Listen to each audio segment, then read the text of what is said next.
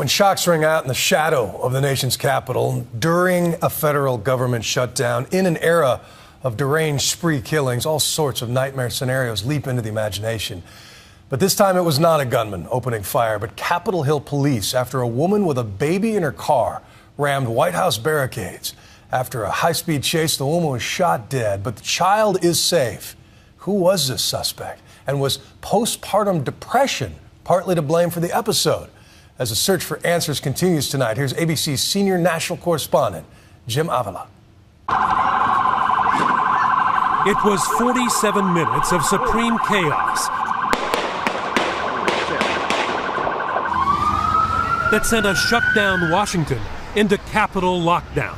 You guys will be fine. Move 2 or 3 more blocks. A high-speed car chase from one end of the famous stretch of Pennsylvania Avenue to the other, White House to Capitol Hill, leaving 2 officers wounded, the driver dead, and a startling discovery, a baby in the back seat of her car. It all began at 2:12 when the driver of this black Infiniti sedan rammed into a barrier on the southeast side of the White House. You know, the barricade fell down because they were kind of plowing through. And at that point, Secret Service was kind of getting more reactive, whoa, trying to stop them. And then they just took off after they hit the barricade down. Police immediately swarmed the scene, but the driver pulled away, careening down the street. By 2:30, she stopped at the Botanical Gardens. Look again as she's surrounded by police, guns drawn. A patrol car tried to block her, but she reversed and was off again as police fired on the fleeing vehicle. It was a 2-door dark coupe, it looked like to me. Shortly after they arrived, I heard the gunshots, and then the car tore out of the area back, toward in this direction with the police cars following it. Immediately, the entire government corridor, from the president's house to the nation's capital, was placed on lockdown. The black car circled the Peace Memorial at a dangerous speed, as captured by a cameraman for Al Hurra TV, an Arab-language broadcaster funded by the U.S. government to gather news for Middle East viewers overseas. The driver raced up Constitution Avenue, past the Capitol, and is finally stopped just a block from the Supreme Court. Gunshots rang out and echoed across the Capitol. Baron Zoka was in his company office overlooking the scene. I was on a call with the windows open, and I heard gunfire. So dropped to the floor. It was very rapid, so there were maybe 8 to 10 shots. And once that was over, I got up and looked out the window onto Constitution Avenue. The smell of gunfire in the air, and Baron began shooting pictures and tweeting what he saw. There were probably 30 cops, many of them in body armor with machine guns. There was an armored personnel carrier that came in about 5 minutes later. So heavy-duty stuff was there. Very heavy. They were clearing the scene, and what added to the feel of it was the smell of gunpowder. Congressmen walking around the Capitol were told to hide their identities. Then very excitedly, a police officer comes running towards me. He saw my pin and he goes, "Are you a member of Congress?" And I said, "Yeah, I am." He goes, "Let me see your identification." So I pulled out my identification. And he says, "Well, take your pin off."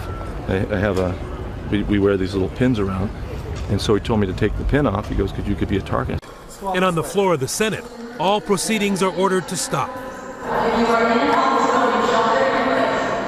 We thought we heard shots. We saw a lot of police cars. Then we heard shots. And then the police told us to go back. We were simply walking back to our office. I'd say we heard pops that sounded like shots. Yeah. The suspect was shot and taken to a nearby hospital where she died.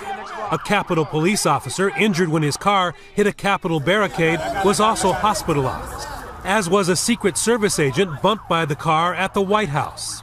Inside the suspect's car, there were no weapons, but something much more alarming, a 1-year-old baby, unhurt.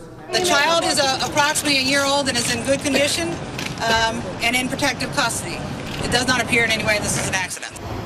Tonight, police are investigating the home of Miriam Carey, whose family members tell ABC News that she is the woman police suspect was involved in the incident. According to the family, she is a 34-year-old dental hygienist suffering from postpartum depression. Come on, guys. Today's chaos could not have come at a more tense time for Washington, this company town already on edge because of a government shutdown, and still recovering from the terrible violence of just a few weeks ago, a few miles away from today's incident, when a lone gunman, 34-year-old Aaron Alexis, stormed Washington's Navy Yard with a shotgun and a handgun. We got a report on the 4th floor, a male with a shotgun, multiple shots fired, multiple people down. We're still waiting for the okay that the scene has been secured. Alexis, a government technology contractor, used security clearances to march through the building, where more than 3,000 military and civilian personnel work. The FBI released these surveillance tapes of Alexis haunting the halls, hunting for innocent targets. An hour and a half into his rampage, Alexis was shot to death after exchanging gunfire with police for more than an hour. 12 innocent people were killed, 4 wounded. It appears Aaron Alexis had a history of mental illness, hearing voices in his head, and being taunted by microwaves. There are multiple indicators that Alexis held a delusional belief that he was being controlled or influenced by extremely low frequency, or ELF, electromagnetic waves. The horrifying Navy Yard attack stunned the Capitol. Later that same evening, a burst of pops were heard directly in front of the White House, sending it into lockdown. Secret Service agents tackled the man, but it turns out those pops were nothing more than firecrackers. If you live in Washington, there's always a certain risk of something happening, and you're not surprised if something happens. Today's wild chase comes during a bitter partisan standoff. The shutdown that for the Capitol police officers involved meant all work and no pay. All were required to work at their jobs, but they'll get no checks until after the stalemate is over. As the lockdown ended, Congress took a moment to acknowledge the chaos outside. Madam Speaker, with your permission, I ask for a moment of silent prayer for those officers who have been injured today. A brief moment of agreement in what this week has been anything but an agreeable town. For Nightline, I'm Jim Avila at the Capitol.